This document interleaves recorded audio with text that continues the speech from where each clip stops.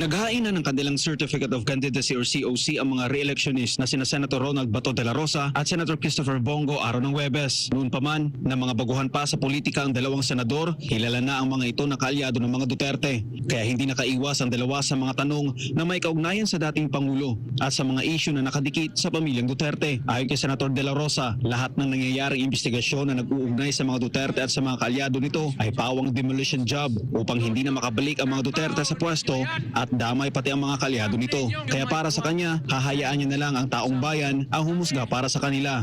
Alam naman natin yung what's behind all these investigations. They form part of a grand demolition job against us, the Duterte and the allies of Duterte. So I leave it up to the people. The people know very well what is the real score. So ang taong bayan na mag-decide kung talaga bang totoo yan o hindi, then makita natin yan sa magiging resulta ng eleksyon. Aminado si Senator de la Rosa na maaaring maapektuhan ang kanyang kandidatura dahil sa mga aligasyon na ibinabato laban sa kanila. Ngunit tiwala siya na makakabalik pa rin siya sa Senado dahil sa suporta ng mga Pilipino. Yes, it may affect either way. Pwede akong manalo o pwede akong matalo dahil dyan sa gulo na yan.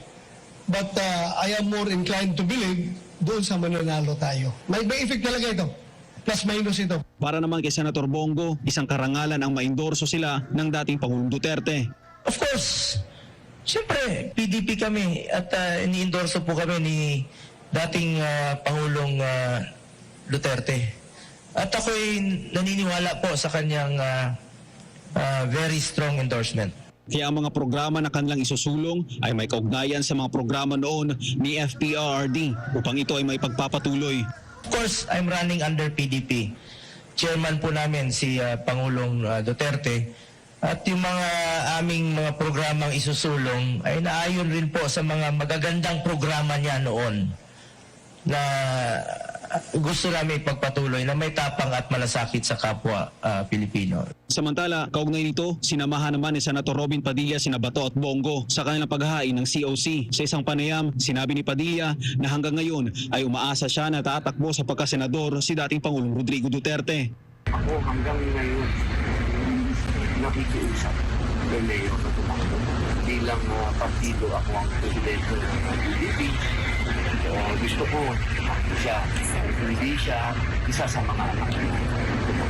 Kasi talagang para sa amin, napakahalaga sa PDP na may Duterte. Ang PDP ay Duterte. Tungkol naman sa tanong kung may kakayahan pa ba na magsilbi para sa bayan ang dating Pangulo, gawa ng ito'y matanda na. Ito ang naging sagot ni Padilla.